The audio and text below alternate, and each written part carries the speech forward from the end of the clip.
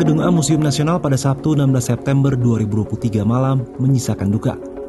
Bangunan museum yang berdiri sejak 1778 ini menyimpan berbagai jejak sejarah bangsa Indonesia. Dikutip dari laman resmi Museum Nasional, terdapat sekitar 190.000 benda bernilai sejarah yang terdiri atas 7 koleksi, yakni prasejarah, arkeologi masa klasik atau Hindu-Buddha, numismatik dan heraldik, keramik, etnografi, geografi, dan sejarah. Berdirinya Museum Nasional Indonesia pada 24 April 1778 ini bermula dari pembentukan Batavia Genootschap van Kunsten en Wetenschappen, sebuah lembaga kebudayaan di Batavia. Pada masa pemerintahan Inggris tahun 1811 sampai 1816, Thomas Stamford selaku Direktur Batavia Genootschap memerintahkan pembentukan gedung baru. Gedung di Jalan Majapahit nomor 3 itu digunakan sebagai museum dan ruang pertemuan untuk Literary Society, perkumpulan penyuka literatur. Dari masa ke masa, jumlah koleksi museum terus meningkat, sampai pada akhirnya museum di Jalan Majapahit tidak dapat lagi menampung koleksinya. Pada tahun 1862, pemerintah Hindia Belanda memutuskan membangun sebuah gedung museum baru di lokasi yang sekarang, yaitu Jalan Medan Merdeka Barat nomor 12. Gedung museum ini dibuka untuk umum pada 1868. Museum ini sangat dikenal di kalangan masyarakat Indonesia, khususnya penduduk Jakarta.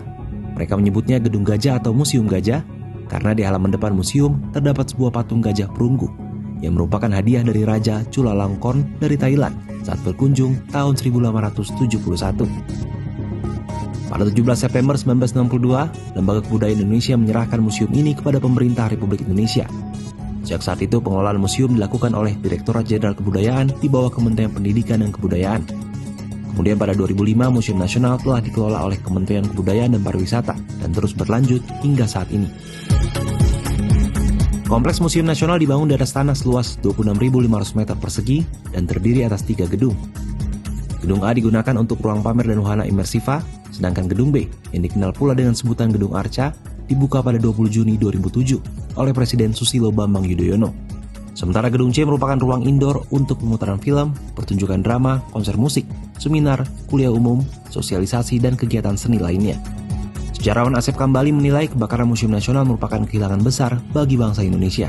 Jadi ini museum tertua di Indonesia setelah Radia Pustaka. Katakan dia adalah museum tertua kedua di Indonesia yang pernah ada dan gedungnya sampai hari ini masih eksis. Nah, malam tadi gedungnya terbakar, berarti salah satu cagar budaya gedung sejarah kita hilang, gitu ya. Nah, sejauh mana kebakarannya, apakah ambruk semuanya, apakah koleksinya habis? Karena ini kan koleksi prasejarah, koleksi etnografi, koleksi keramik dan koleksi-koleksi lain yang notabene adalah sejarah dan budaya bangsa.